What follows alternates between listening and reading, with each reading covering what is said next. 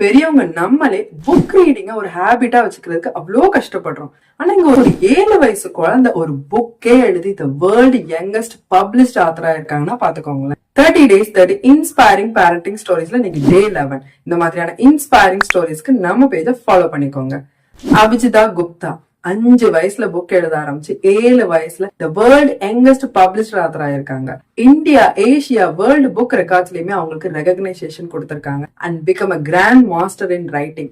என்ன பொறுத்த வரைக்கும் அவங்களோட அச்சீவ்மெண்ட் அவங்களோடது மட்டும் கிடையாது. It's also the result of mindful parenting. அந்த குழந்தைய அவங்க அப்பா அம்மா ரிசல்ட்டுக்காக புஷ் பண்ணல, அந்த குழந்தையோட சேர்ந்து புக் ரீட் பண்ணிருக்காங்க, அந்த குழந்தை சொல்ற ஸ்டோரிஸ கேட்டிருக்காங்க, அந்த குழந்தையோட எஃபர்ட்டை செலிப்ரேட் பண்ணிருக்காங்க, அந்த குழந்தைக்கான டைம், அட்டென்ஷன் அண்ட் ஃப்ரீடம் கொடுத்திருக்காங்க ஒரு புக்கையே கிரியேட் பண்றதுக்கு. அதே நேரத்துல பேரண்டிங்ல டேலண்ட நான் ஃபோர்ஸ் பண்ணணும்னு சொல்லல. It's about nurturing interest.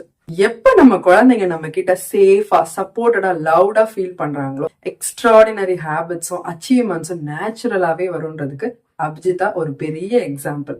அபிஜிதா inspire us but her parents remind us great parenting creates great children. உங்க குழந்தையோட டேலண்ட் என்னவா வேணாலும் இருக்கட்டும், ஆனா புக் ரீடிங்க ஒரு ஹேபிட்டா வச்சுக்கோங்க. நீங்களும் உங்க குழந்தையும் புக் ரீடிங்க ஒரு ஹேபிட்டா வச்சுப்பீங்கன்னா கமெண்ட்ல புக் ரீடிங்னு கமெண்ட் பண்ணுங்க. Share to the parents who you know.